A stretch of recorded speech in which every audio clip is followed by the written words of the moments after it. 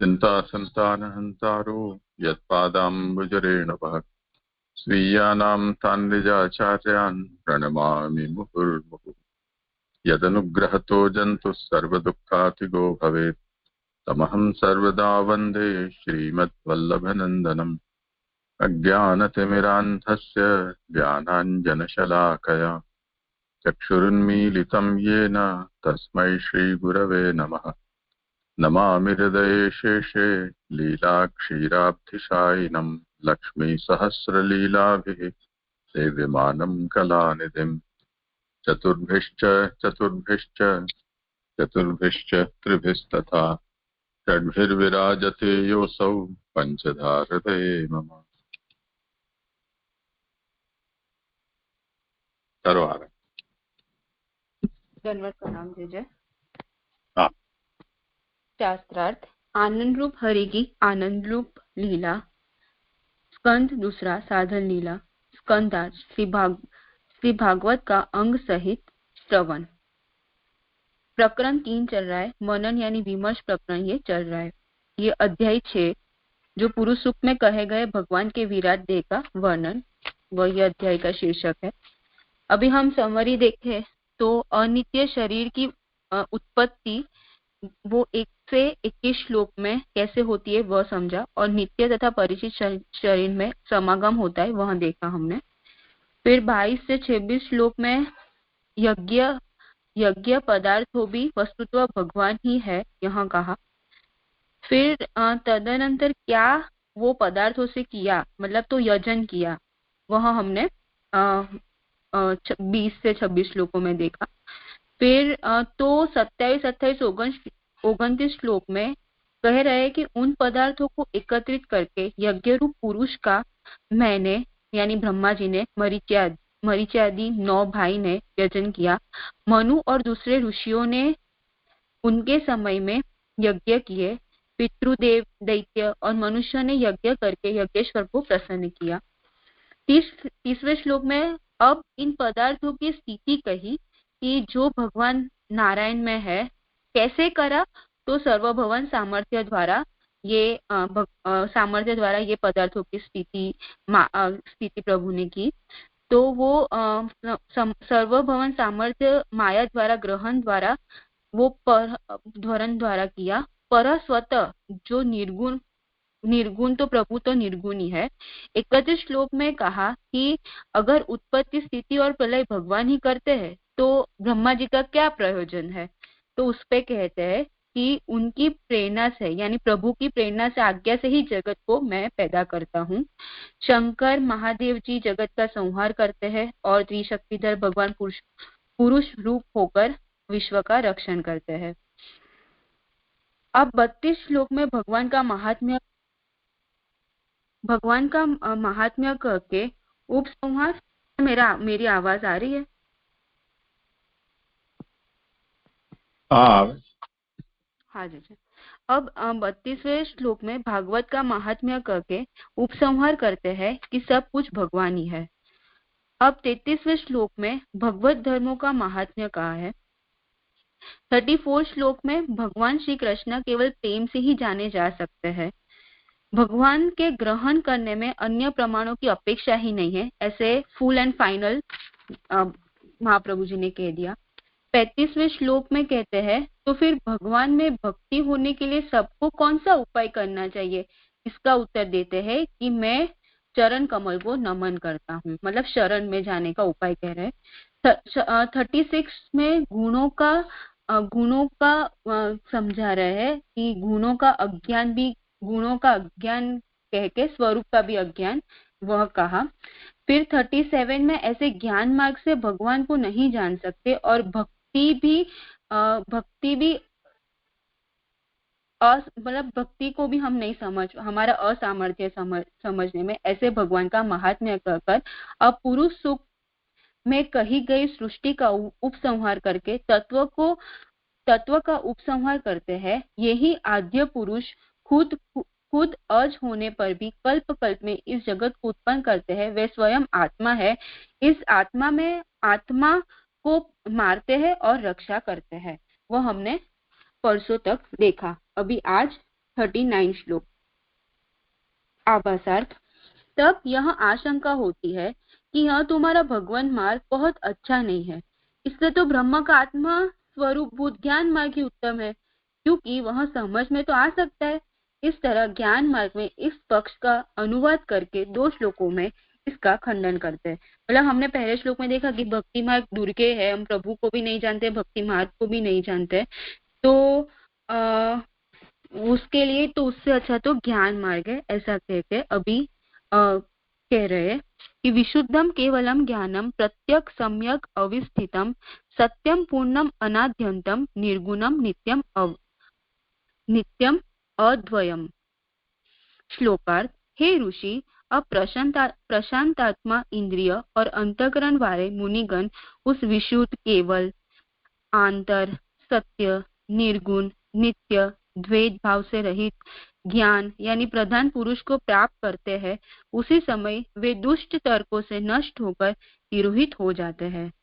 सुबोधिनी जी, यह ज्ञान रूप पुरुष निर्मल निर्दोष है, असहाय शूर है, अति गूढ़ है, जैसा है वैसा ही उत्तम है, अपने स्वरूप में ही सर्वदा स्थित रहता है, अतः वह सर्वदा एक रूप है, पूर्ण है, उत्पत्ति प्रलय रहित है, निर्गुण है, नित्य है और सच्चिदानंद स्वरूप रहते भी अद्वैय है, अभिन्न है, ज्ञान प्रदान है।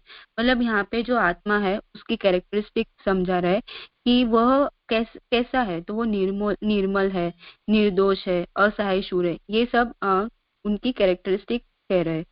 किंचित किंवा सच्चिदानंद स्वरूप इस पुरुष में ये द्वादश धर्म है। इन धर्मों से ही देह और आत्मा का परस्पर भेद जाना जाता है। इन धर्मों को सब जीव अच्छी तरह समझ लेता है। तब देह इंद्रियादि में भूल से अहंता ममता रूप असत भाव धीरे धीरे जाता रहता है। देह और आत्मा का विवेक यानी भेद स्पष्टता इस तरह होता है। मतलब ये कह रहे हैं कि अगर कोई ज्ञान मार्गी है तो वो ये समझ ले तब उसकी गति होती है कि मतलब वो अगर देह इंद्रियादि में अहंता ममता का त्याग कर दे तो ये सब उसमें होना चाहिए, तभी वो ज्ञान मार्गीय में वो पाठ से आगे चल सकता है। और आत्मा और अनात्मा का भी भेद उसे समझना चाहिए। तो उसके लिए ये आत्मा का क्या क्या कैरेक्टरिस्टिक है, इसलिए ये सब समझा रहे। देह अत्यंत मतलब देह और आत्मा में कौन कौन सा डिफरेंस है वे अभी समझाएंगे कि देह अत्यंत मलिन है, मूल मूत्रादि से भरा हुआ है, अतः वह अशुद्ध है, किंतु आत्मा विशेष रूप से शुद्ध है। शुद्ध और अशुद्ध पदार्थों का ऐक्य किसी तरह भी नहीं हो सकता। मतलब देह है वो अत्यंत मलिन है, मल मूत्रों द्वारा भरा हुआ है, इसलिए वो अशुद्ध है, पर आत्मा तो प्रभु का चिदंश है, इसलिए विशुद्ध शुद्ध है। ऐसे शुद्ध और अशुद्ध पदार्थों का हमें भेद समझ, मतलब वो कभी भी सेम नहीं हो सकते, भेद डिफरेंट ही है। इससे यह भी स्पष्ट हो रहा है कि आत्मा को किसी भी तरह के संस्कारों की अपेक्षा नहीं, किंतु देह में किए जाते सब संस्कार व्यर्थ ही है, क्योंकि वह नित्य फिर वैसा का वैसा अशुद्ध हो जाता है। इसलिए ज्ञान मार्ग में पहले सब साधनों का परित्याग कर देना चाहिए। मतलब आत्मा का संस्कार नहीं होता, किंतु परंतु जो शरीर देह है उसका ही संस्कार होता है। इसलिए ज्ञान मार्ग में अगर कोई फॉलो कर रहा है तो आत्मा का कोई संस्कार करने की जरूरत नहीं है। फिर दूसरी कैरेक्टरिस्टिक कह रहे हैं कि आत्मा असहाय शूर है, अतः इसे अपनी मुक्ति में बाह्य साधनों की अपेक्षा नहीं है, किंतु देह पुत्र स्त्री आदि सहित है, अतएव इसे अपने साथ दूसरों की भी चिंता लगी रहती है। मतलब आत्मा है वो मतलब प्रभु का अंश है, इसलिए उसकी किसी भी टाइप की डिपेंडेंसी नहीं चाहिए, पर अब ये जो देह है वो उसके साथ सबका संबंध है, पुत्र स्त्री वगैरह सहित है, तो इसलिए उसकी दूसरों को भी चिंता लगी रहती है। आत्मा की केवलता यदि समझ में आ जाए तो पुत्रादि की चिंता चली जाती है। मतलब अगर कोई आत्मा प्रभु का चिदंश है, वह उसका कोई रिलेशन नहीं है, कोई रिलेटिव नहीं है, अगर वो समझ में आ जाए तो फिर जो ममता है वह छूट जाएगी। अतएव इस मार्ग में स्वाश्रय मुक्ति है और भगवान मार्ग में पराश्रय मुक्ति है। जैसे हमने बाल बोध में समझा था कि ये जो स्वाश्रय मतलब वो अपने आप ही मतलब आत्मा का कल्याण वो स्वाश्रय मुक्ति योग और योग द्वारा अपने आप से ही वो मुक्ति करते हैं। पर भगवान मार्ग में तो प्रभु की सापेक्ष होती है, प्रभु की जरूरत होती है, इसलिए वो पराशय मुक्ति कहते हैं। तो उससे यह मार्ग अच्छा ही है। मतलब ये आत्मा मार्ग ज्ञान मार्ग की बढ़ाई करते हैं, तो इससे तो ज्ञान मार्ग अच्छा है। ज्ञान मार्ग में आत्मा में स्वरूप से ही वैराग्य स्वतः सिद्ध है और देहादि में तो वैराग्य के लिए उपाय करने पड़ते हैं। केवल केवल विशेषण से सर्व परित्याग और वैराग्य का निरूपण हो जाता है। मतलब ज्ञान मार्ग में तो मतलब हम आत्मा का स्वरूप जान जाए कि वो प्रभु का चितंश है और उसका कोई ऐसे संबंध नहीं है, तो उससे ही वैराग्य स्वतः सिद्ध हो जाएगा। पर देहादि के वैराग्य करने के लिए तो उपाय करने पड़ेंगे। तो इसलिए इसके मतलब केवल विशेषण से सर्व परित्याग और वैराग्य का निरूपण हो जाता है। मतलब आत्मा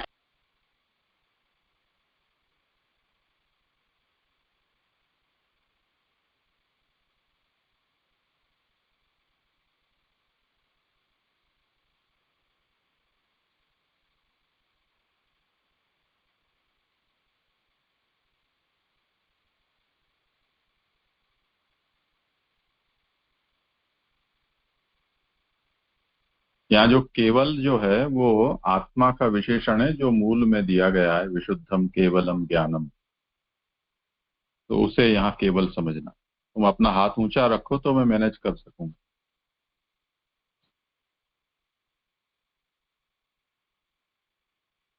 जी उसको सिंगल इन्वर्टेड कोमा में समझना। जी जी जी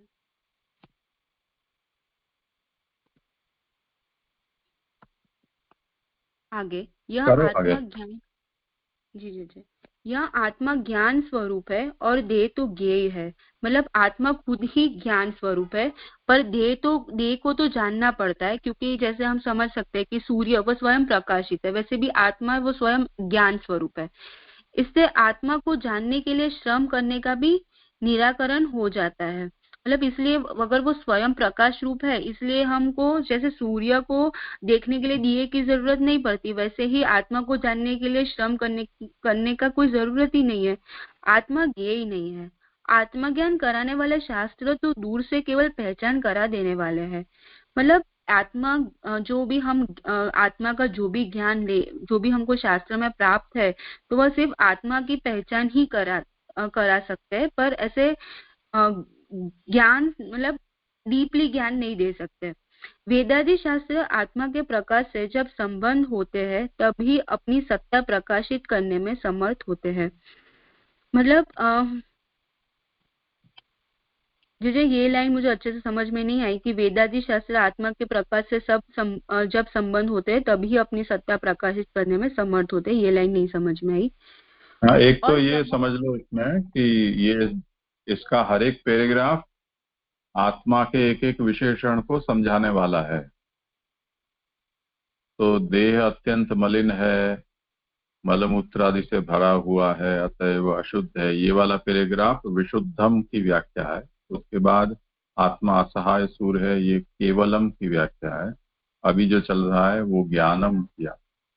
उसके बाद जो आएगा वो प्रत्यक्ष की व्याख्या है। और यह आत्मा अवस्थित अचल भी है, वो सम्यक अवस्थितम उसकी व्याख्या है। तो उस तरह से उसको समझ ले।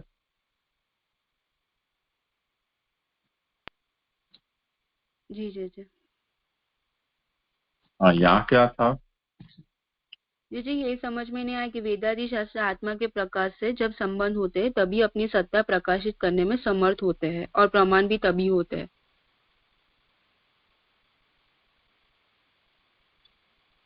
आगे पूरा पढ़ लो तो हो जाएगा।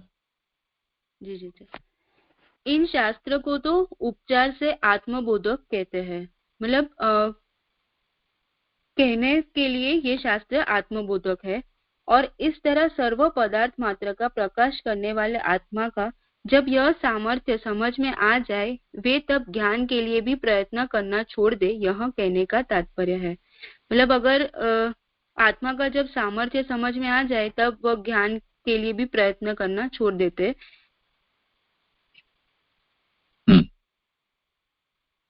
हो गया ना स्पष्ट?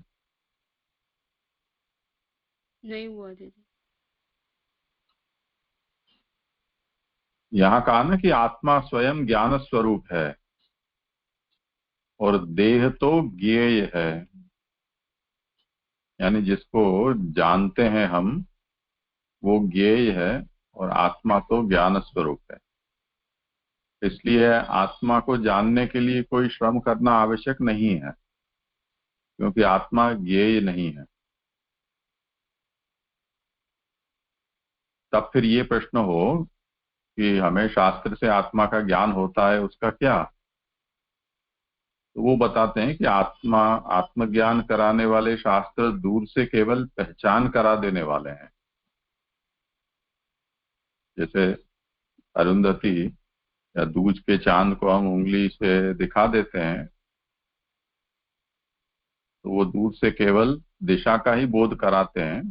कोई अरुंधति तक उंगली थोड़ी पहुंचती है, या उंगली से अरुंधति को पकड़ के छू थोड़ी सकते हैं।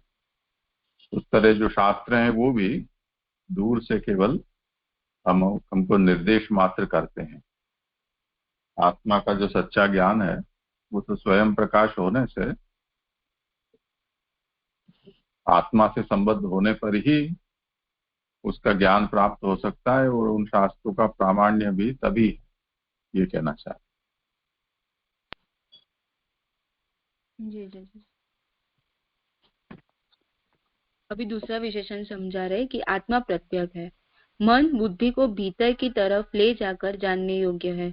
देह तो बाहर से मन इंद्रियों द्वारा जानने योग्य है, पराक है। मतलब हम आत्मा को अपनी इंद्रियों इंद्रियों द्वारा नहीं जान सकते, पर देह को इंद्रिय मन इंद्रिय द्वारा जान सकते हैं, इसलिए वह तो पराक है। ऐसी अवस्था में यदि आत्मा का यह भाव जान लिया जाए तो फिर योग साधन भी व्यर्थ है। मतलब अगर ऐसा आत्मा है तो फिर योग साधन जो है वो भी व्यर्थ है।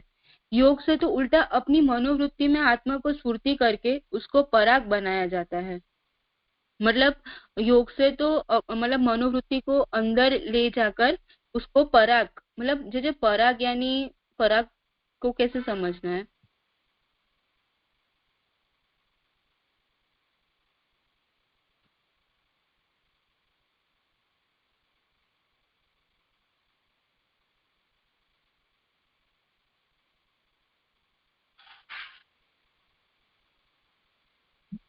बाहरी, एक्सटर्नल ऐसे समझो।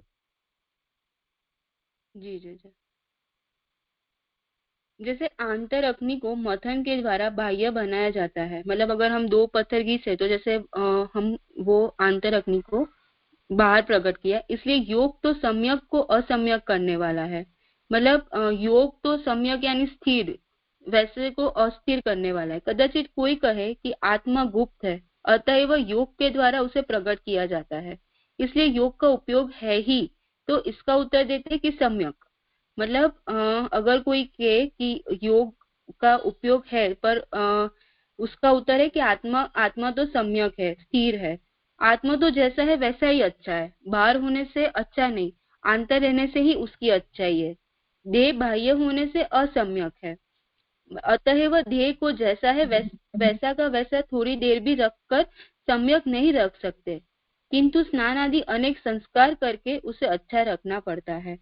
मतलब आत्मा तो शुद्ध ही है, मतलब आंतर होने से उसको कोई संस्कार की भी जरूरत नहीं है, पर देह तो बाहर होने से उसे संस्कार की भी जरूरत पड़ती है, और हाँ, उसे स्नान आदि संस्कार से ही वह अच्छा रह सकता है। अभी दूसरा विशेषण समझाए कि यह आत्मा अवस्थित यानी अचल भी है, मतलब स्थिर है। इसलिए आवाप और उद्वाप द्वारा स्थिर रखने के लिए इसके मनन करने की भी अपेक्षा नहीं है। मतलब जैसे आवाप और उद्वाप यानी लाना ले जाना।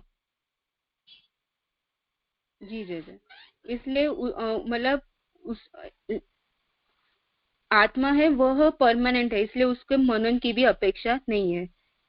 कुछ बाधक धर्मों का निराकरण और सहायक धर्मों का आवाप स्थापन करके मनन किया जाता है। आत्मा स्थिर है, जो अनवस्थित है उसको युक्तियों से स्थिर किया जाता है। आत्मा तो सर्वदा स्थिर रहने से अवस्थित है ही। देह सर्वदा अनवस्थित यानी अस्थिर है, इसलिए आत्मा इससे जुदा है। मतलब यहाँ पे यह कह रहा है कि जो आत्मा है वह अचल है, इसलिए उसे मनन की भी अपेक्षा नहीं है। और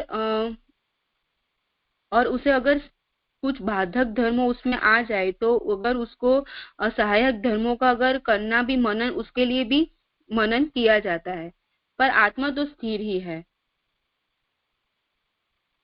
जो अनवस्थित है उसको युक्तियों से स्थिर किया जाता है, आत्मा तो सर्वदा स्थिर होने से अवस्थित ही है। पर वैरस जो देह है वो सर्वदा अनवस्थित यानी अस्थिर है, इसलिए आत्मा इससे जुदा है। इसलिए नाड़ी शोधन आदि से जो देह शुद्धि का प्रयास करने में जाता है वह भी व्यर्थ है। मतलब देह है वो अस्थिर है, मतलब तो इसे नाड़ी शोधन आदि से, नाड़ी शोधन आदि से मैं योग का प्रकार समझी कि वो नाड़ी शोधन आदि से जो देह का शुद्धि का प्रयास है वो व्यर्थ है, क्योंकि देह है वो अस्थिर है। क्योंकि आत्मा का देह से कोई विशेष संबंध नहीं है, यह आत्मा सत्य है, सर्वदा एक रूप रहता है। देह ऐसा नहीं है, यह सबको मालूम है ही। इसलिए आत्मा को सदा एक रूप रखने के लिए योग आदि का श्रम करना उचित नहीं है। जो आत्मा है वह सत्य है और वो एक रूपी रहता है, बढ़ता या कम नहीं होता, पर देह है वो ऐसा नहीं है। इसलिए आत्मा को सदा एक रूप रहने के लिए योग आदि का श्रम, मतलब योग आदि हम आत्मा के लिए करना करें तो वह उचित है। अभी दूसरा विशेषण कह रहे हैं कि यह आत्मा पूर्ण है और देह तो अपूर्ण है। इससे स्पष्ट है कि आत्मा की न्यूनता दूर करने के लिए भी यत्न करना निष्फल है। मतलब अगर वो अपने आप में ही कंप्लीट है, इसलिए उसमें कोई न्यूनता ही नहीं है, इसलिए न्यूनता दूर करने की तो कोई बात ही नहीं, इसलिए कोई यत्न भी करना कोई निष्फल है उसके लिए, क्योंकि वह स्वतः पूरा है। यहाँ यह प्रश्न हो सकता है कि जैसे आकाश पूर्ण सदा एक रूप है, तथापि यदि उसके भीख वगैरह से आड़ हो रही है तो उन्हें हटाकर उसको भी विशाल बना ही जाता है। मतलब जैसे एग्जाम्पल आकाश से समझा रहा है कि आकाश है और वो सदा एक रूपी है, पर अगर कोई पात्र आदि से अगर वो उसको कम, मतलब कम करके कम अगर हो तो हम उसको हटाकर भी विशाल बनाया जा सकता है। इसी तरह आत्मा के भी उपाधियों को दूर करने के लिए यत्न करे तो क्या हानि है। मतलब ऐसे जैसे हम मतलब फॉर एग्जाम्पल कोई पात्र हमने लिया तो उसमें जो आकाश है तो हमने वो मतलब ऐसे एक स्पेसिफिक कर दिया, पर तो ऐसे हम क्या आत्मा की भी उपाधि दूर कर सकते हैं, ऐसा शंका करते। तो इसका उत्तर देते कि अनाद्यंतम, कि वो आगे कह रहे हैं कि जिसकी उत्पत्ति प्रलय होते हैं वह अपने सजातीय पदार्थों में रहता है, तब उसे उपाधि लगानी संभव है। मतलब जिसकी उत्पत्ति और प्रलय होता है उसमें उपाधि लगानी संभव है, पर आत्मा ऐसा नहीं है। जैसे घट आदि में घुसने से आकाश में उपाधि होती है, ऐसी उपाधि आत्मा में होनी असंभव है। अंतःकरण, शरीर किंवा और भी कोई पदार्थ आत्मा का आच्छादक नहीं हो सकता। मतलब अब कोई ऐसी शंका करे कि आत्मा के ऊपर अंतःकरण भी है, शरीर भी है, तो क्या वह आत्मा का आच्छादक यानी वो उसको मतलब बंद नहीं कर सकता, क्योंकि आत्मा स्वयं विकार रहित है, निर्लेप है और व्यवहार में आने योग्य नहीं है। मतलब आत्मा कैसा है तो वो विकार रहित है और निर्लेप है और व्यवहार में भी हम नहीं देख सकते, इसलिए किसी तरह भी आत्मा में उत्पत्ति प्रलय की संभावना भी नहीं है। अतः उपाधि के निराकरण के लिए भी प्रयत्न करना व्यर्थ है। यदि कहो कि देह, अंतःकरण आदि आत्मा की सत्ता से ही प्रकाशित हो रहे, वे उसकी उपाधि नहीं हो सकते, और तब आत्मा को सर्व प्रकार से जान लिया तो फिर देहादि निराकरण आदि यत्न व्यर्थ है। मतलब ये जो अंतःकरण और शरीर लग रहा है वो मतलब सूक्ष्म शरीर, तो वो शरीर का पार्ट है, पर आत्मा तो वो अलग ही है, आत्मा से वो निर्लिप्त है, आत्मा तो निर्लिप्त है, ऐसा समझना चाहिए।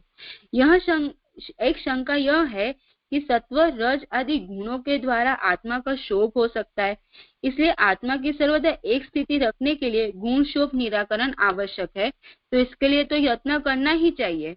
मतलब अभी ये शंका कर रहे हैं कि सत्व रज गुण द्वारा अगर मतलब उसके द्वारा कुछ उछल कूद आत्मा में हो तो उसके निराकरण भी आवश्यक है, तो इसके लिए तो यत्न करना पड़ेगा ना। तो इसके उत्तर में कहते हैं कि निर्गुणम, मतलब जो आत्मा है वो निर्गुण है, देहादि प्रकृति के ही गुण है, मतलब देहादि के लिए ही प्रकृति के गुण है, आत्मा के कोई गुण नहीं है। अतएव तो गुण दूसरों के हैं और जिससे आत्मा का कुछ भी संबंध नहीं है, उनके द्वारा आत्मा में शोभ हो यह संभव ही नहीं है। इसलिए गुण शोभ निराकरण के लिए भी यत्न करना व्यर्थ है, मतलब गुण शोभ का निराकरण के लिए भी कोई भी हमें प्रयत्न नहीं करना चाहिए। इस तरह का आत्मा सर्वदा ही रहता है, यह कहने के लिए नित्य कहा है, मतलब इसलिए आत्मा का विशेषण नित्य है। पहले सत्य शब्द से आत्मा की स्वरूप नित्यता कही, अब यहाँ नित्य कहकर आत्मा के धर्मों को नित्य कहा है। अभी तक जितने भी स्वरूप परिचायक आत्मधर्म कहे हैं वे सब सर्वदा वर्तमान है और उन सहित आत्मा नित्य है।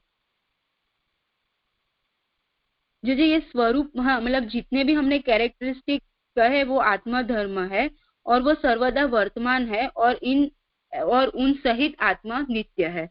आत्मा में आत्मा के धर्म पैदा नहीं किए जाते, मतलब आत्मा में गुण है ही, उसमें कोई पैदा करने की जरूरत नहीं है, इसलिए उसके धर्मों का नित्य रखने के लिए भी यत्न व्यर्थ है। मतलब ये सब गुण उसमें रहे उसका भी प्रयत्न नहीं करना चाहिए, ये कह रहे हैं।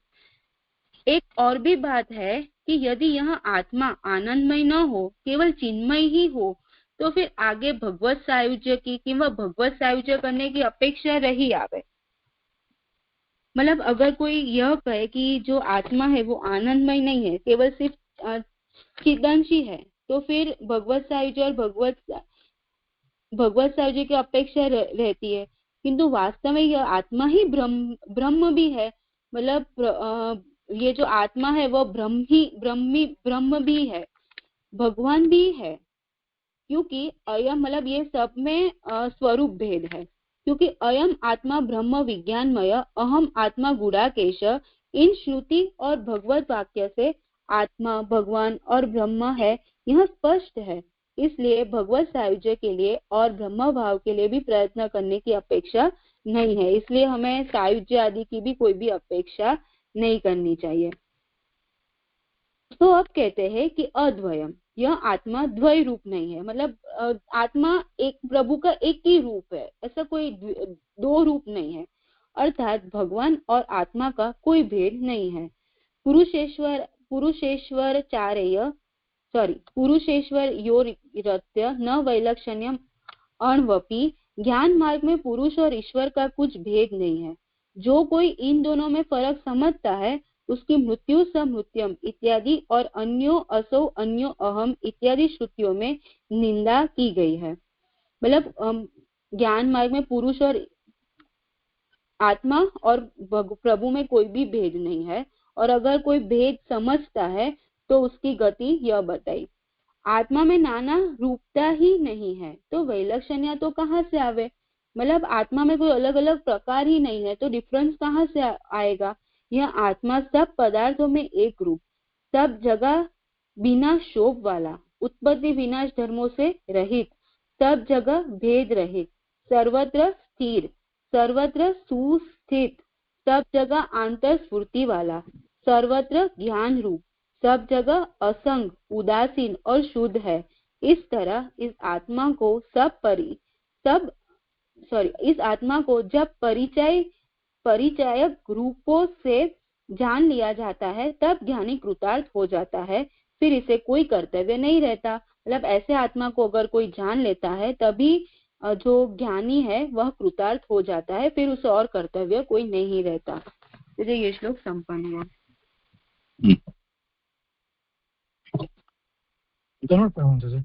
यहाँ जो एक तो एक्चुअली दो चीज है, एक तो पहला कि विशुद्ध और सम्यक दो जो है उसमें मतलब सेम ही लग रहा है, तो डिफरेंस जो सूक्ष्म भेद है शायद वो दिख नहीं रहा है मुझे, क्योंकि विशुद्ध में जो कहा वो भी जो सम्यक में कह रहे हैं वो सेम ही लग रहा है, तो उसमें डिफरेंस क्या है विशुद्ध सम्यक।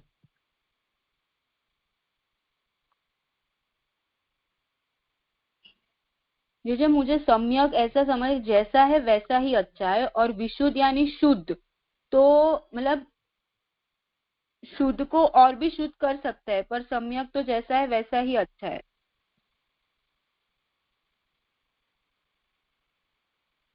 शुद्ध में भी ऐसा ही कहा ना कि कोई संस्कार की अपेक्षा नहीं है, और यहाँ पर भी ऐसा ही कहा ना कि कोई संस्कार करने की अपेक्षा नहीं है, मतलब वो जैसा है वैसा ही है। तो फिर थोड़ा बहुत सिमिलर जैसा हो गया, डिफरेंस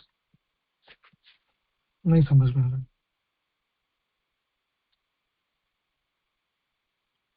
किसी को करना हो समाधान।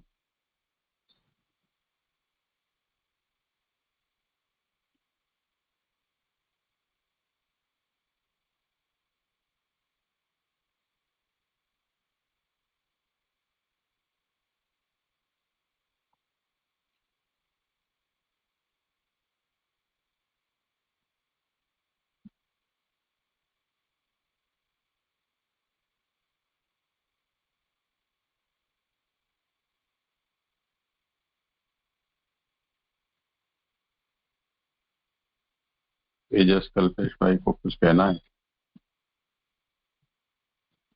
जी मेरा दूसरा प्रश्न था।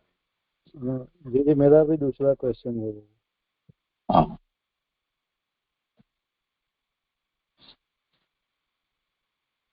यहाँ आत्मा के विषय में 12 प्रकार के धर्मों का निरूपण हुआ। उसमें विशुद्धम यानी विशेषण शुद्धम, ऐसा यहाँ का। तो अब ये जो पूरा तारतम्य है वो आत्मा और देह के बीच में है।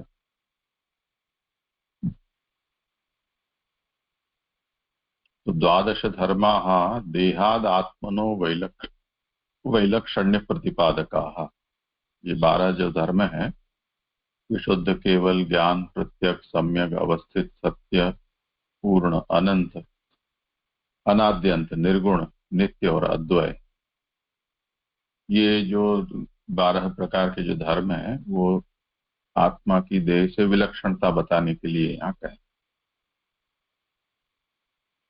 और जब इसका ज्ञान हो जाता है तो मेरा और मैं, ये जो अहंता ममता रूप भेदभाव है या सद्भाव है देह आदि में, जो मोह के कारण पैदा होता है, वो छूट जाता है। ये उसका फल होता है, ऐसा ही कहना चाहते हैं।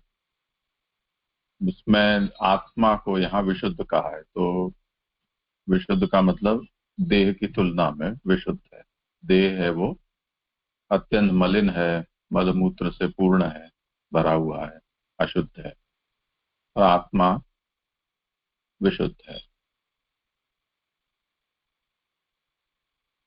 और विशुद्ध होने के कारण आत्मा को किसी प्रकार के संस्कार की जरूरत नहीं है, जबकि देह का संस्कार हमें करते रहना पड़ता है।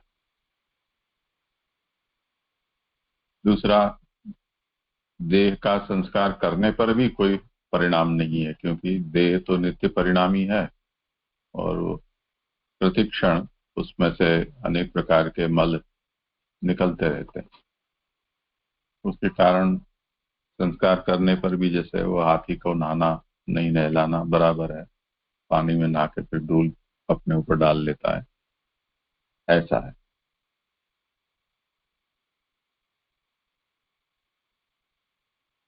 उसके बाद ये जो सम्यक के ऊपर ये प्रश्न था कि आत्मा सम्यक है और देह असम्यक है। सम्यक यानी अच्छा, ठीक, प्रॉपर, इस अर्थ में। इसको यहाँ आशंका इस तरह से उठाई है कि ननु गूढ़म प्रकटीक्रियते इति योगोपयोगो अस्तित्वता सम्यक। आत्मा गूढ़ है, देह तो गूढ़ नहीं है, प्रकट है। गूढ़ को प्रकट करने के लिए, गूढ़ आत्मा को प्रकट करने के लिए योग का उपयोग है। तो और कुछ भले ही नाव धो मत, कुछ भी करो मत, पर आत्मा को प्रकट करने के लिए योग तो साधना पड़ेगा। तो उसके लिए कहते हैं कि आत्मा सम्यक है, जैसी जहां है वहां वैसी वो सम्यक है, ठीक है। यानी प्रकटित होने पर ही सम्यक है और अप्रकट होने पर वो असम्यक है, ऐसा आत्मा के विषय में नहीं। उसकी तुलना में जो देह है उसकी विलक्षणता अलग है। देह तो सम्यक नहीं, क्योंकि जैसा है ऐसा ऐसी देह को हम नहीं रख सकते हैं। उसके तो 16 तो संस्कार हम करते हैं समय समय पर, प्रतिदिन फिर संस्कार स्नान आदि से करते हैं, वो अलग होते हैं। मंत्र मार्जन आदि से हम करते हैं, प्राणायाम से करते हैं, ये सब तो अनंत संस्कार देह के करने पड़ते हैं, तब वो उत्तम होती है। इस अर्थ में इसको यहाँ कहा।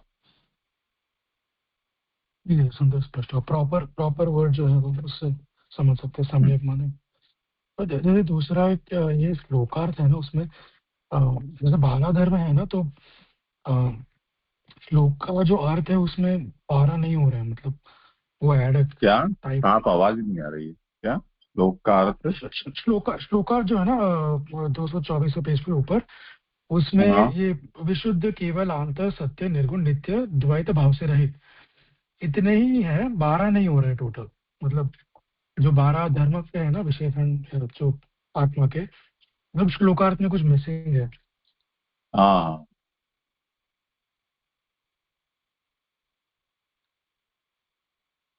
तो करेक्शन कर लेना जैसे हम। हम्म।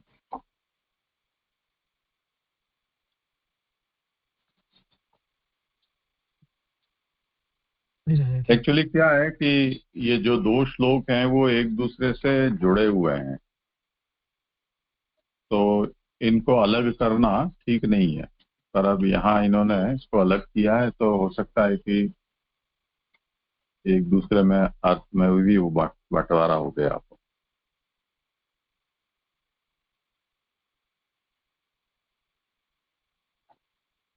जी तो दोनों श्लोकों को एक साथ लेकर करना चाहिए, जिसमें ऋषे विदन्ति मुनयः प्रशान्तात्मेन्द्रियाशयाः यदा तदैवासत्तर्कैः तिरोधीयस विप्लुतम्।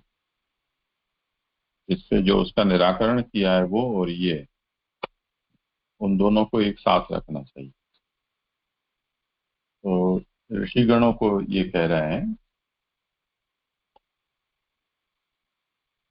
कि यदा प्रशांतात्मेन्द्रियाशयाः ऋषे, यानी प्रशांत आत्मा इंद्रिय और अंतःकरण वाले जो मुनि हैं, वो अब आत्मा को ऐसा जानते हैं। कैसा? ये आत्मा विशुद्ध है, केवल है और अंतरतम है, सम्यक है, यानी प्रॉपर अभी जो हमने देखा वो अवस्थित, यानी स्थिर है, अचल है, सत्य है, पूर्ण है, आदि अंत रहित है, निर्गुण, नित्य है, द्वैत रहित। ऐसी आत्मा का जब ज्ञान प्राप्त करते हैं, उसी समय वो दोष वाले तर्कों से जो नाश होकर तिरोहित होती है।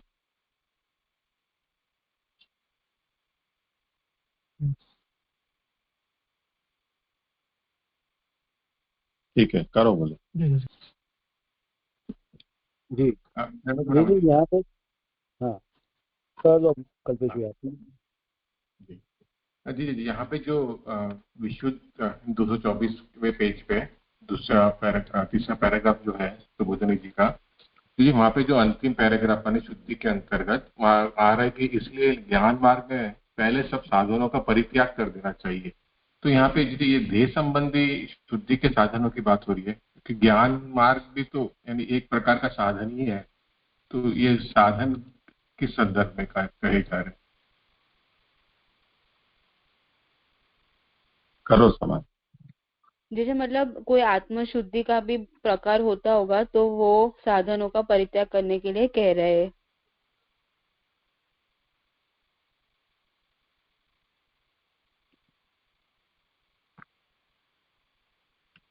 ज्ञान मार्ग में सभी साधन संन्यास ग्रहण करते हैं, तो सब साधनों को छोड़ देते हैं, खास करके प्रवृत्ति मार्ग के जो साधन है, ज्ञान मार्ग के साधन नहीं छोड़ते, समझने का विषय है। जी जी स्पष्ट हुआ जी। और जी और यहाँ पे आत्मा के संबंध में जो यानी आपने समझाया जी, जो सम्यक के संदर्भ में, ये उसके अगली पंक्ति आ रही है कि आत्मा तो जैसा है वैसा ही अच्छा है, बाहर होने से अच्छा नहीं है, वो नहीं समझ में आया जी। अंदर रहने से उसकी अच्छाई है, क्योंकि अभी यानी आत्मा को तो यानी कोई बंधन आदि कुछ नहीं, शुद्धि का यानी शुद्ध है, विशुद्ध है, तो ऐसा क्यों कहा कि बाहर होने से अच्छा नहीं? ये समझ में नहीं आ रहा।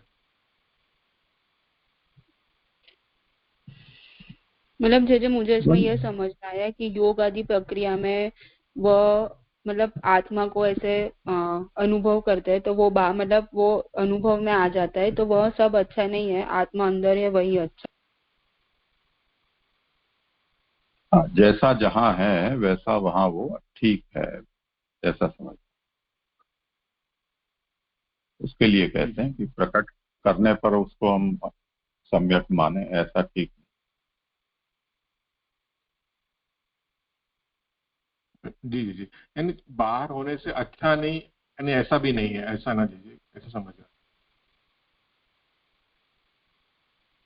हाँ, यहाँ तो यही कह रहे हैं जी यहाँ पे कि ऐसा कह रहे हैं कि आत्मा यथा वर्तते तथैव सम्यक न तु प्रकटितः।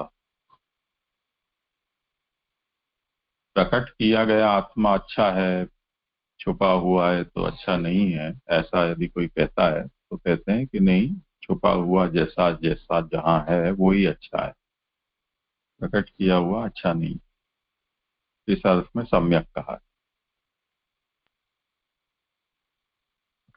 जी जी जी स्पष्ट हो जी। और जी और एक 226 में जो अंतिम पैराग्राफ है, उसमें यानी ऐसा आ रहा है कि भगवत सायुज्य के लिए और यानी ब्रह्म भाव के लिए भी प्रयत्न करने की अपेक्षा नहीं है। तो ये जी यानी अंत में सब यानी एक ही प्रभु में समा जाएगा, उस संदर्भ से कह रहे हैं जी यहाँ पे।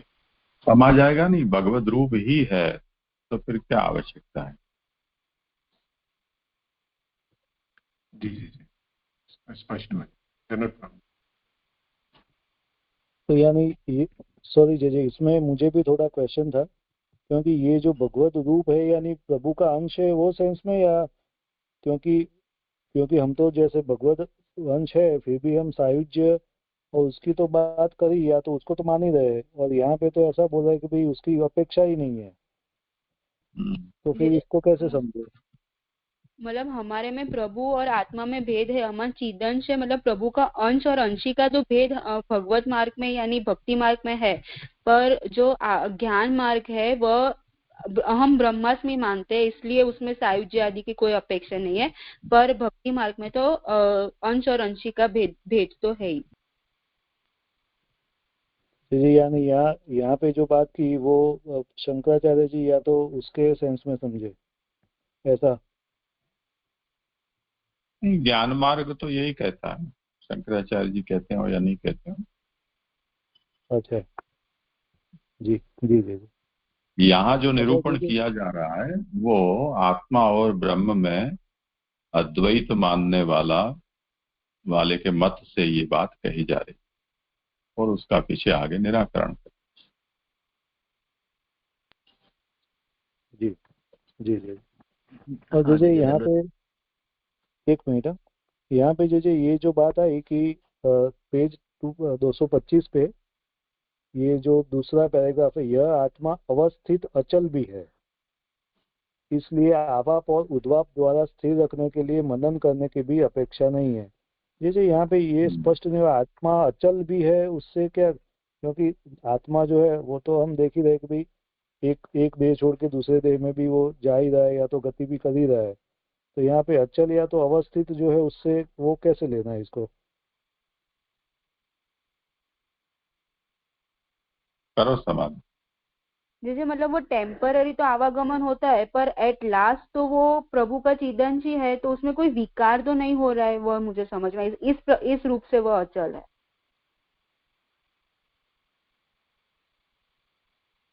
विकार जो नहीं है वो उसको अचल लेना। मतलब जैसे वो मुझे ये चीजें समझ में आया, मतलब वो मतलब एट लास्ट उसमें मतलब वो टेम्पररी ये इस शरीर से दूसरे शरीर में जाता है, पर वह प्रभु का अंश है और एट लास्ट तो प्रभु में ही जाएगा, इसलिए उसमें कोई भी मतलब डिफरेंसेस या कुछ भी वह नहीं आ रहा है।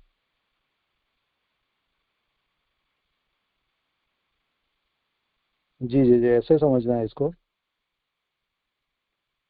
यहाँ जितने भी इसके विशेषण दिए हैं वो उसका पूर्वापर संदर्भ सोच के दिए गए हैं, इंडिपेंडेंट नहीं है, इसलिए उसको उसी रेफरेंस में समझने पर समाधान होगा।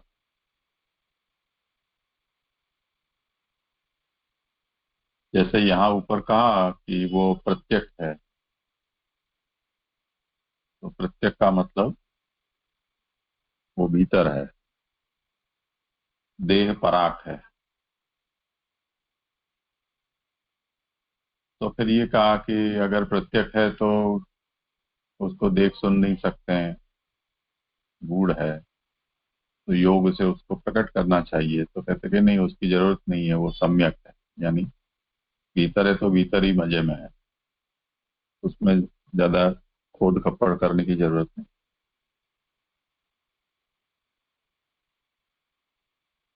इसलिए कहा कि नहीं यादृशो अस्ति तादृश एव स्थापनीय, किंतु संस्कार उत्तम कर्तव्य है, देह जैसी आत्मा नहीं है। अब उसी के कंटिन्यूएशन में दूसरा और कह रहे हैं कि अयम आत्मा अवस्थित अचल। ये आत्मा जो है वो जैसे सम्यक है, जहां जैसी है वहां वो ठीक है, उसी तरह वो अचल भी है। इसलिए देह को तो स्थिर करने के लिए हमको आसन प्राणायाम आदि सब करने पड़ते हैं, आत्मा को ऐसा कुछ करने की आवश्यकता नहीं। इस संदर्भ में उसको अचल का देह जी जी जी चलित हो जाता है, इसलिए उसको स्थिर बनाना पड़ता है, नाड़ी शोधन आदि करने पड़ते हैं, पर आत्मा को ऐसा सब करने की जरूरत नहीं। जी। और जी ये जो करो आभास परे आगे। अर्थ जो था, हम्म। जी एक ज मिनट, यहाँ पे जे ये जो एक लास्ट क्वेश्चन है कि यहाँ पे जो आभास अर्थ था उसमें तो ऐसा आ रहा है कि भाई आशंका होती है कि तुम्हारा भगवान मार्ग बहुत अच्छा नहीं है, इससे ब्रह्म का आत्म स्वरूपभूत ज्ञान मार्ग ही उत्तम है, क्योंकि वह समझ में तो आ सकता है। इस तरह ज्ञान मार्ग के इस पक्ष का अनुवाद करके 2 श्लोकों में इसका खंडन करते हैं। तो ये खंडन कैसे आया वो समझ में नहीं आया, जी वो स्पष्ट नहीं हुआ मुझे। खंडन अभी किया ही 40 कहाँ है। अच्छा, वो दूसरे 40 में होगा, वही आपने जो बताया।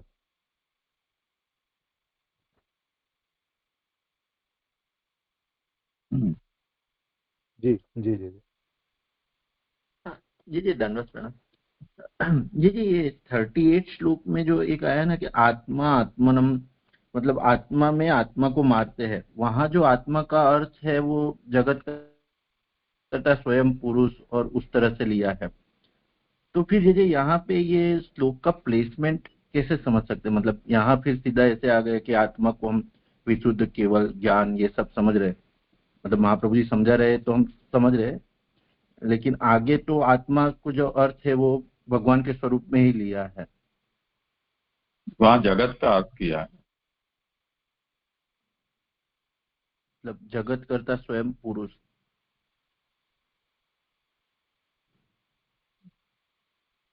यहाँ तो आत्मा जैसे जीव स्वरूप लिया ना, यहाँ जो आत्मा और देह का जो भेद किया ऐसे समझे, मतलब थोड़ा। हाँ, वहां तो जगत है। अच्छा, हाँ हाँ जी जी, स्पष्ट, प्रणाम जी। एक एक प्रश्न और है कि यहाँ पे यानी आत्मज्ञान को तो यानी एकदम सरल बता दिया, ये आत्मा खुद ही ज्ञान स्वरूप है, स्वयं प्रकाशक है और जानने के लिए श्रम आदि करने की जरूरत नहीं है। और जो इस श्लोक में जितने भी विशेषण बताए हैं अगर कोई इसे समझ ले मुनि तो उनको आत्मज्ञान हो जाता है। तो देखिए फिर ये प्रश्न था कि हम देखें कि ज्ञान मार्ग से जो जाते हैं यानी उनको हजारों जन्म लग जाते हैं मुक्ति प्राप्त करने के लिए, या तो फिर दीजिए यानी वहां पे कैसे समझना कि वो ये सब नहीं जान पाए। और यहाँ पे जैसे बता रहे हैं कि यानी उस आत्मा को जानने के लिए आपको यानी कोई प्रयत्न भी करना नहीं है, वो स्वयं ज्ञान और स्वरूप ही है। तो फिर दीजिए इसे इसे कैसे समझे, संगति कैसे करें इसकी? तो आगे विषय आएगा तब पता चलेगा। आधा विषय पूर्व पक्ष हुआ है, उत्तर पक्ष पढ़ लें, पीछे बात करेंगे चर्चा। जी जी जी हम्म।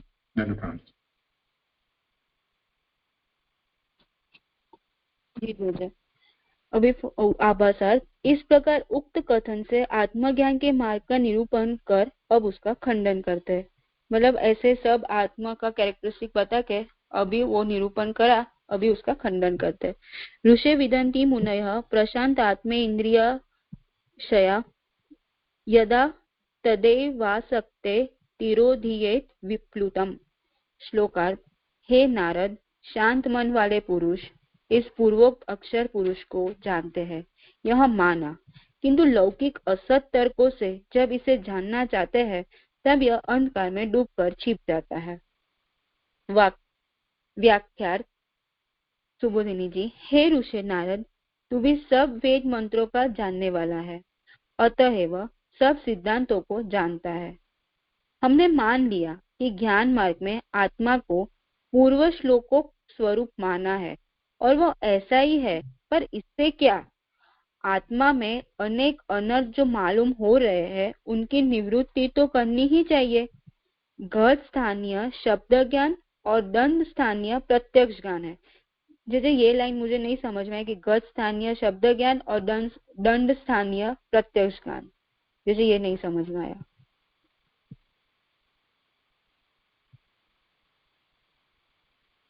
में क्या अस्पष्ट है? जैसे मतलब घट स्थानीय का अर्थ क्या होता है ये नहीं समझ में आया। घट और दंड, दंड से चक्के को घुमाते हैं, उससे घट बनता है, तो घटम वहां शब्द ज्ञान समझो और दंड स्थानीय प्रत्यक्ष ज्ञान। आगे पूरा पढ़ो तो हो जाएगा। घट पैदा होता भी रहे पर यदि उस पर डंडे की मार पड़ती रहे तो क्या घट तैयार हो सकेगा? कभी नहीं। मतलब हम अगर घट करे पर उसको मारते ही रहे तो वो कभी भी पैदा नहीं हो पाएगा। इसी युक्ति के अनुसार कहना पड़ता है कि शब्द के द्वारा आत्मा नित्य सत्य ज्ञान शुद्ध स्वरूप सिद्ध होता भी है, पर प्रत्यक्ष में तो उसके अनित्यता अज्ञानता प्रवृत्ति अनेक दोष प्रतीत हो रहे हैं। मतलब हम शब्द में तो ये सब हमने पढ़ लिया, पर क्या हमको प्रतीति ऐसी होती है? तो नहीं होती है। हम देख रहे हैं कि आत्मा मतलब हम ऐसा मतलब देख रहे हैं कि जो मृत्यु हो रहा है तो जिसको ज्ञान नहीं वह यही समझेगा कि आत्मा का भी नाश हो रहा है। ये प्रत्यक्ष सिद्ध दोष उसे वैसा सिद्ध होने ही क्या देंगे? तो अब यदि उसे वैसा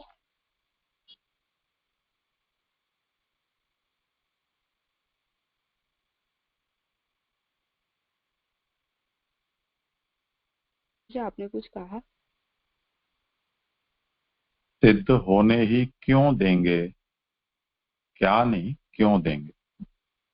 जी जी, उसे वैसा सिद्ध होने ही क्यों देंगे? अब यदि उसे वैसा सिद्ध करना है तो उसके इन अनर्थों की निवृत्ति करनी होगी। वेद आदि शास्त्रों से आत्मा विशुद्ध सिद्ध होता है, पर प्रत्यक्ष से संसारी। यदि ऐसे आत्मा को भी संसार लग सकता है तो फिर उसकी मुक्ति कैसे होगी? क्योंकि संसार तो उससे भी जबरदस्त ठहरता है। यदि कहो कि आत्मा के ऐसे पन को समझने से ही सब अनर्थों की निवृत्ति हो जाएगी तो भी ठीक नहीं। मतलब हम पढ़ते कुछ अलग है, हमारी प्रतीति कुछ अलग है, तो वह वो शंका यहाँ पे उपस्थित कर रहे हैं, क्योंकि आत्मा का ज्ञान को प्रमाण के द्वारा ही संपादन करना होगा और उसमें प्रमाण वेद को ही कहोगे। मतलब हम मतलब ये सब जो हमने पढ़ा कैरेक्टरिस्टिक, वो उसके लिए प्रमाण द्वारा ही ये हम कह रहे हैं, तो उसके लिए वेद ही चाहिए। पर केवल अकेला वेद ही तुम्हारे सिद्धांत में प्रमाण हो नहीं सकता। जिस वाक्य से तुम उसे वैसा सिद्ध करना चाहोगे, दूसरे वादी उसे वाक्य से या वाक्यांतर से उसे दूसरे प्रकार का सिद्ध करेंगे, तो बहुवादी अस्वीकृत होने से अनर्थों की निवृत्ति हो नहीं सकती। भले अनर्थ भ्रम में ही मालूम हो रहे हैं, पर भ्रम प्रतीत अनर्थों की निवृत्ति तो करना ही पड़ेगा। मतलब वेद, मतलब सबका एक ही स्टैंडर्ड वेद तो है नहीं, इसलिए सब वादी डिफरेंट टाइप्स ऑफ ओपिनियन अपने आत्मा के बारे में रखेंगे। तो इसलिए सब मतलब कोई भी हम एक स्टैंडर्ड नहीं कह पाएंगे। जैसे ये लाइन मुझे नहीं समझ में आई कि तो मतलब बहुवादी अस्वीकृत होने से अनर्थों की निवृत्ति हो नहीं सकती। भले अनर्थ भ्रम से ही मालूम हो रहे हैं, पर भ्रम प्रतीत अनर्थों की निवृत्ति तो करना ही पड़ेगा। मुझे ये नहीं समझ में आया। ये क्या कह रहे हैं, शुरू से इसके कोटि क्रम को समझना चाहिए।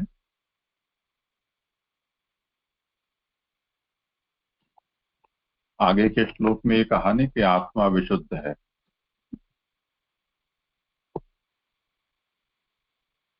तो विशुद्ध होने पर भी मेरी, आपकी, हमारी सबकी जो आत्मा है वो हमको विशुद्ध कहाँ प्रतीत होती है? संसारी ही तो प्रतीत होती है। तो इस जो संसारी पने का दोष हमें, जो हमारी आत्मा में अनुभव में आ रहा है, उस ऐसी संसारी आत्मा मुक्त थोड़ी होगी।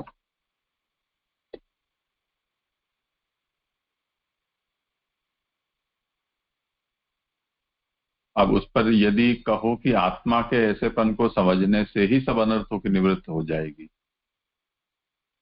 तो पूर्व पक्षी क्या कह रहा है कि संसारी हमारी आत्मा है, वो ठीक है, माना, तो जब हम उसको समझ जाएंगे तो अनर्थ निवृत्त हो जाएंगे। तो ऐसे समझने से कैसे हो जाएगा? क्योंकि आत्मा का ज्ञान तो प्रमाण के द्वारा ही संपादन करना होगा। अभी हमें जो अनुभव में आ रही है आत्मा, वो यदि संसारी अवस्था वाली आत्मा है, तो संसार मुक्त विशुद्ध आत्मा कैसी होती है, उसका ज्ञान हमको कहाँ से मिलेगा? उसके लिए कुछ प्रमाण चाहिए। आप कहते हैं हाँ ठीक है, आत्मा का ज्ञान तो प्रमाण के द्वारा ही संपादन होगा, और उसमें प्रमाण वेद को ही कहोगे।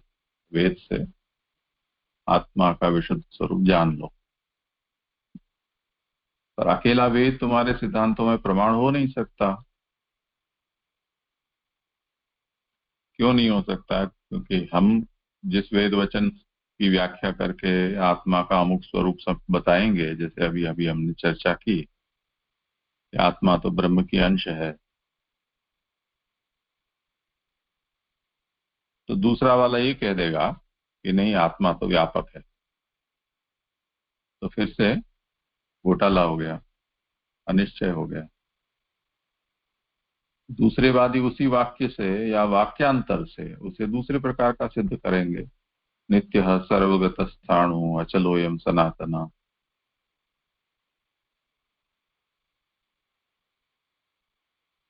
तो आप जो मत या जो व्याख्या पकड़कर आत्मा के स्वरूप को जानने का प्रयास करोगे, 5 लोग उसको खंडित कर देंगे, तो आपको ज्ञान कैसे?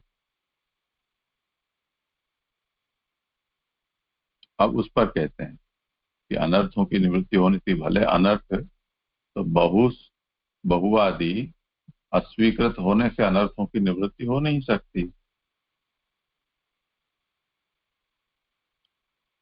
तो अब उस पर ये कह रहे हैं कि कुछ चीजें भ्रमवश हमको ऐसे प्रतीत होती हैं। लोगों के कहने से थोड़ी कुछ होता है। तो उस पर कहते हैं कि भ्रम प्रतीत अनर्थों की निवृत्ति तो करनी ही पड़ेगी।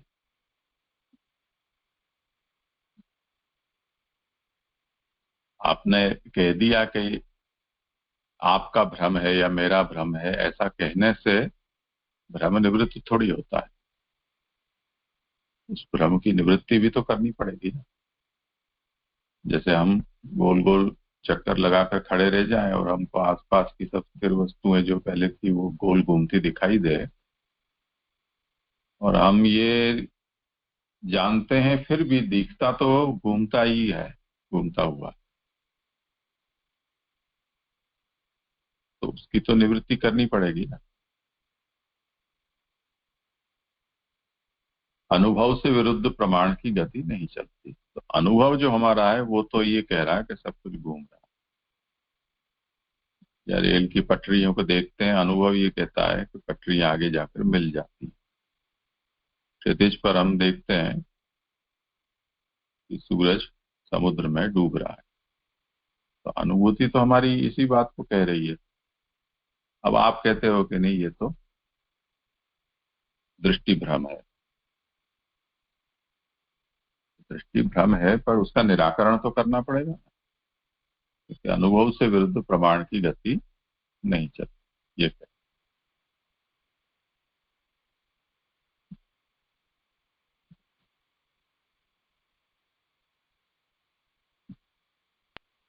જી જી જી करूँ जे आगे? हाँ, मेरा तो हो गया विषय, तुमको करना हो तो। यदि कोई कहे कि प्रमाण यानी वेद वाक्य सहित योग सिद्ध मन ही हमारे अभिष्ट आत्मा को वैसा सिद्ध कर सकेगा। मतलब आत्मा ऐसा है, उसके लिए वेद वाक्य और जो हमारा योग सिद्ध मन है वही आत्मा को, मतलब जो भी हमने समझा वैसा सिद्ध कर पाएगा। अतएव सब अनर्थों की निवृत्ति हो सकेगी, मतलब तभी हमारी सब निवृत्ति अनर्थों की हो पाएगी। तो इस पक्ष को भी स्वीकार करके खंडन करते हैं कि मुनय इत्यादि, मतलब हमने जो मूल श्लोक में देखा मुनय, वो उससे यह उसका भी खंडन करते हैं कि माना कि मनन स्वभाव और प्रशांत इंद्रिय मन वाले विद्वान जितेंद्रिय और शुद्धांतकरण होकर मनन करेंगे तब वैसी आत्मा अनुभव में आ जाएगी। मतलब अगर कोई जितेंद्रिय है और शुद्ध अंतकरण वाला है तब उसको आत्मा शायद अनुभव में आ जाएगी। मनन का अर्थ युक्ति भी ही अनुचिंतनम, यानी युक्तियों के द्वारा विचार, मतलब लॉजिकल थिंकिंग। ऐसी दशा में मनन गुण स्वरूप हुआ क्योंकि वृत्ति रूप है। तत्व के समय सत रज आदि के समय असत और मिश्र के समय सदसत तर्क स्फुरित हो सकेंगे। जैसे ये मनन गुण स्वरूप हुआ, ये कैसे समझने का?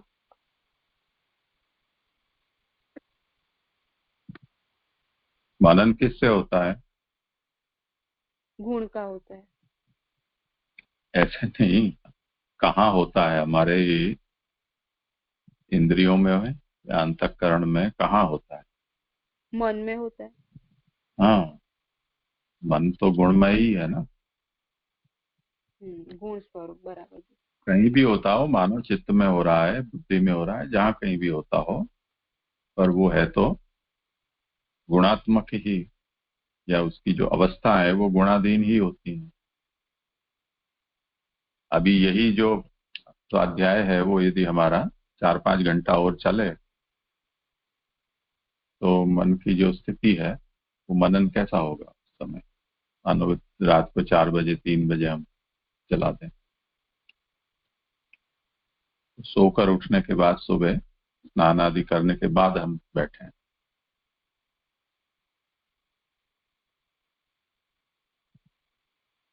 जी जी जी। तत्व के समय सत, रज आदि के समय असत और मिश्र के समय सदसत तर्क स्फुरित हो सकेंगे। मतलब जैसे हमारी स्थिति है वैसे ही हमको तर्क स्फुरित होते हैं।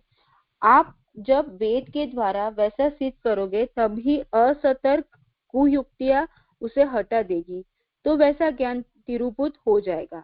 यदि कहो कि हम वेद शास्त्रों के द्वारा सर्वदा आत्मा का वैसा ही अनुसंधान करते रहेंगे, तो आत्मा में संसार की स्फूर्ति यानी अनुभव ही न होगी। किंतु ऐसा हो ही नहीं सकता, क्योंकि संसार तो प्रत्यक्ष सिद्ध है, उसे मानना ही पड़ेगा। तब यदि उसे संसारी ही मान लेते हैं, तो फिर मोक्ष ही न हो सकेगा, और तब सभी मोक्ष प्रतिपादक शास्त्र निष्फल मानने पड़ेंगे। तो मतलब अभी यह कह रहे हैं कि हम वेद के द्वारा ही जैसा है वैसा हम सिद्ध करेंगे, पर उसमें असतर्क कुयुक्तियां उसे हम हटा देंगे, तो वैसा मतलब जो हमें जैसा है वैसा आत्मा का ज्ञान हो जाएगा।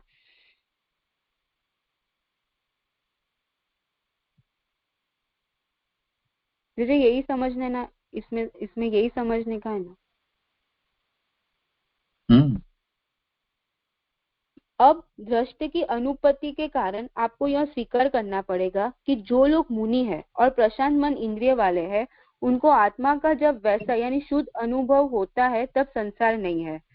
मतलब जब हमें हमारी अगर मन मतलब शांत है और इंद्रिय भी शांत है, तब जैसा शुद्ध आत्मा का स्वरूप हमें समझ में आता है और सांसारिक नहीं होता है। और अन्य लोगों के मन में आत्मा का वैसा अनुभव नहीं होता है, तो उनके लिए संसार है। मतलब अगर कोई प्रशांत नहीं है तो उनके लिए संसार का अनुभव होता है। इस तरह प्रत्यक्ष अप्रत्यक्ष चर्चा के समय भी कहना होगा कि सतर्क सहित वेदादि प्रमाण के द्वारा आत्मा शुद्ध बद्ध स्फुरित होगा, और असतर्क को सहित वेदादि के द्वारा साधना भाव से प्रतिहत होकर तिरुभूत हो जाएगा।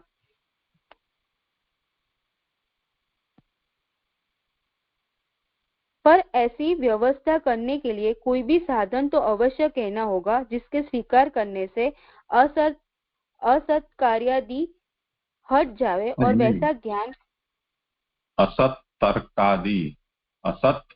तर्कादि यानी कुयुक्ति। जी जैसे जो कुछ मालूम होता नहीं सो कुछ मालूम होता नहीं। शम आदि तो पहले से ही होते हैं, कारण कि प्रशम के साधन नित्य अनित्य होते नहीं। शम आदि तो पहले से ही होते नहीं। जी जी जी। कारण कि प्रशम के साधन नित्य अनित्य वस्तु विवेक वैराग्य आदि है, वे अभी हुए नहीं है, इसलिए प्रशम आदि भी नहीं है। यदि कहो कि साधनों के न होते हुए भी प्रशम आदि हो जाते हैं, तो फिर प्रशम आदि सबको सर्वदा होने चाहिए। जैसे प्रशम आदि को कैसे समझना? यही वैराग्य आदि जो इंद्रियों का संयम, संतोष। जी जी जी। सो इसलिए एक कोई ऐसा साधन करना चाहिए जिसके द्वारा असतर्कों को हटाकर आत्मा का वैसा ज्ञानोदय होवे। यदि भगवान में भक्ति होने का वैसा साधन कहो, तो फिर आत्मज्ञान के ढकोले का क्या प्रयोजन है? એટલે દેખાડો। जी जी। क्या प्रयोजन है? भक्ति ही स्वतंत्र रीति से मोक्ष दे देगी। भगवान ने तो भक्त ज्ञानी को अपना आत्मा मान ही रखा है। ज्ञानी तू आत्ममैव मे मतम, ज्ञानी भक्त तो मेरी आत्मा है। इसलिए भक्ति रहित कोई भी आत्मज्ञान का मार्ग स्वतंत्र है ही नहीं। और सब भक्ति सिद्ध हो चुकी, तो फिर इस स्वतंत्र ज्ञान मार्ग से प्रयोजन ही क्या है? मतलब हमने ये सब देखा कि क्या क्या प्रॉब्लम्स है ज्ञान मार्ग में, इसलिए ये कह रहे हैं कि स्वतंत्र ज्ञान मार्ग का तो कोई प्रयोजन नहीं है, और इसलिए जो भी भक्ति मार्ग के अंतर्गत भी जो हमें आत्मज्ञान की जरूरत है, तो वही प्रयोजक है।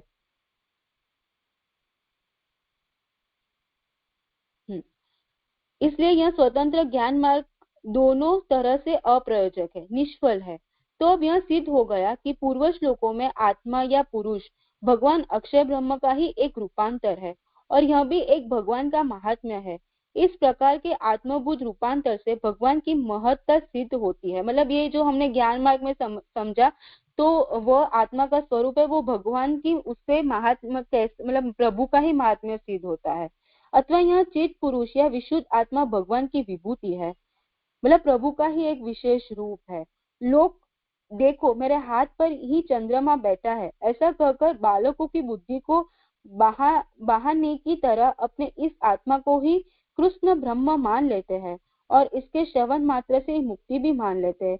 वे सब बालकों की बुद्धि वाले हैं, बेसमझ है। मतलब ऐसे हमें प्रभु को ही आत्मा के ऐसे हमें सीमित नहीं मानना चाहिए और ऐसे हमें नहीं मानना चाहिए कि आत्मा का ही श्रवण मात्र से हमें मुक्ति हो जाएगी, वो बालक बुद्धि है, ऐसे समझना चाहिए। जो मुझे ये जो डिटेलिंग है वो अच्छे से नहीं समझ में आया।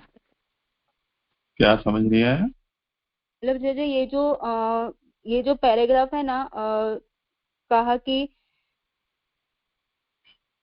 ये अब दृष्टा की अनुपत्ति के कारण आपको यह स्वीकार करना पड़ेगा कि जो लोग मुनि है, वह पैराग्राफ मुझे नहीं समझ में आया। जैसे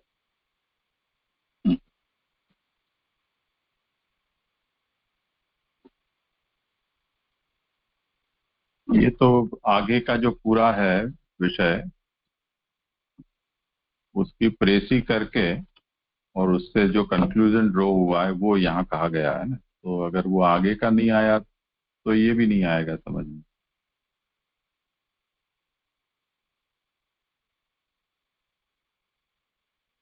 किसी को करना हो प्रयास।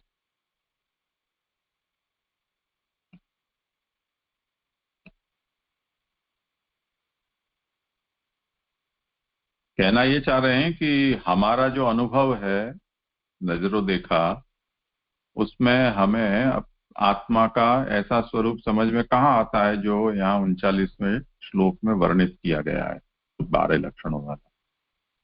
हमारा जो अनुभव है वो तो उससे विपरीत है। अब किसी को ऐसा समझ में आता होगा तो आत्मा उसकी ऐसी होगी, ऐसा हमें कहना चाहिए। तो दृष्टि की अनुपत्ति के कारण, यानी हमें जो दिखलाई देता है वो 39वें श्लोक में कहे गए वर्णन के जैसा अनुभव नहीं है। उसके कारण हमें ये स्वीकारना पड़ेगा कि मुनि जो हैं उनको आत्मा का शुद्ध अनुभव होता है, तब संसार नहीं है, यानी वो संसार मुक्त हैं, उनको ऐसे आत्मा शुद्ध अनुभव में आती। और अन्य लोगों के मन में आत्मा का वैसा अनुभव नहीं होता है। जैसे हम अपनी बात करें तो उनके लिए संसार है। तो इस तरह प्रत्यक्ष और अप्रत्यक्ष चर्चा के समय भी, यानी हमें अपनी जो अनुभव है उसकी गवाही दे, तो ये कहना होगा कि सत्तर्क सहित, यानी युक्ति प्रमाण सहित वेदादि प्रमाण के द्वारा आत्मा शुद्ध बुद्ध स्फुरित होगा और असत तर्क यानी कुयुक्तियों के सहित वेदादि के द्वारा साधना भाव से प्रतिहत होकर तिरोभूत हो जाएगा। जो आगे कहा ना कि कोई वादी आकर हमको जिन प्रमाण वाक्यों से हमने जो बात समझी है उसको कुयुक्तियों से उल्टा समझा दे और हमारे पास कोई दूसरा साधन न हो आत्मा के साक्षात्कार का, तो हमारा ज्ञान भी तिरोभूत हो जाएगा। हम वैसा ही समझने लगेंगे जैसा प्रबल तर्क से हमको जो समझा दिया जाए।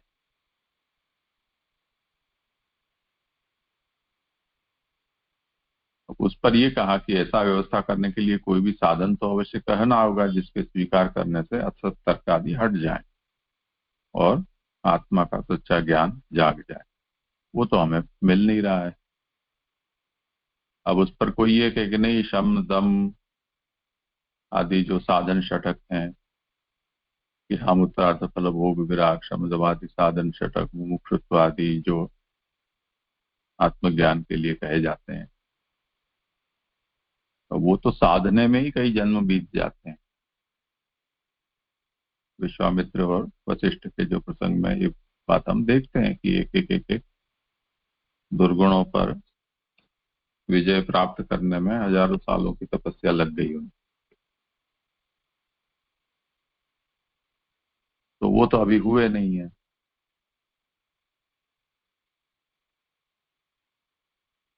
अब यदि कहो कि साधनों के न होते हुए भी प्रशमादि हो जाते हैं तो फिर प्रशमादि सबको सर्वदा होने चाहिए।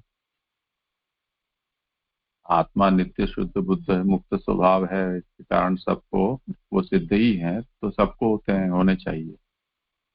अब आपको कहाँ है? ऐसा तो कुछ होता नहीं है, इसलिए ऐसा वो साधन कहो कि जिसके द्वारा असत तर्कों को हटाकर आत्मा का वैसा ज्ञानोदय हो जाए। अब कह के वो तो उसके लिए तो उपासना भक्ति करनी पड़ेगी। अरे भाई, तो वही तो हम पहले से कह रहे थे।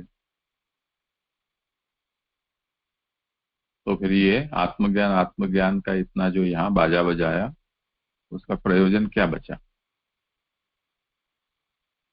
तो आत्मज्ञान की जरूरत ही नहीं है, भक्ति से ही स्वतंत्र मोक्ष हो जाएगा।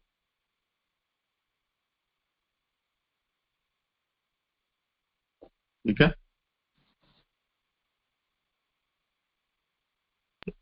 जी जय जय। कितने श्लोक हैं तुम्हारे? जय संपन्न हुआ मेरा था। धन्यवाद प्रणाम। अच्छा। देखिए एक प्रश्न है जी, ये 228वां पेज है, उसमें पहले पैराग्राफ का जो लास्ट पंक्ति है, अनुभव से विरुद्ध प्रमाण की गति नहीं चलती, मतलब जो महाप्रभु जी प्रमाण को जो कह रहे हैं, जी ये तो हम भी मान रहे हैं ना, क्योंकि जितने शास्त्र सिद्ध प्रमाण है उसमें तो अनुभव सिद्ध तो हमारा कुछ होता नहीं है। तो ये महाप्रभु जी काउंटर आर्ग्यूमेंट के लिए ये पंक्ति थोड़ी हम कैसे समझ सकते हैं, क्योंकि जो अपरोक्ष जितने भी जीव आत्मा आदि जितना भी है वो तो अनुभव है नहीं, उसमें तो हमको प्रमाण से ही श्रद्धा से ही चलना पड़ेगा ना। करो समाधान, अभी ये विषय कर तो दिया था हमने, फिर भी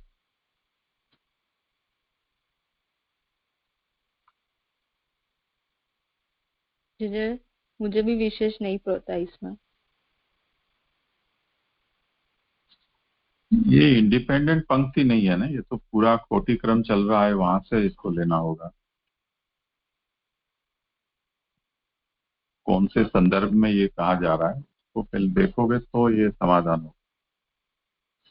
किसी को करना हो प्रयास तो करो।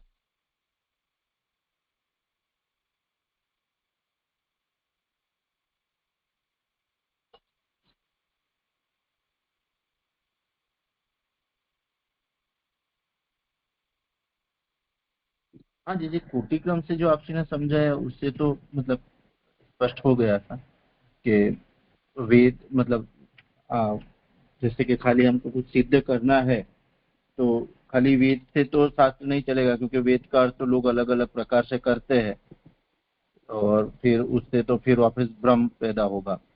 तो जो आपसी ने पूरा समझा था उससे तो समझ आया था, लेकिन तो ये पंक्ति को ऐसे पूरे रेफरेंस में समझे तो हो जाएगा। जैसे बराबर, मैं खाली ये पंक्ति आई तो थोड़ा कंफ्यूज।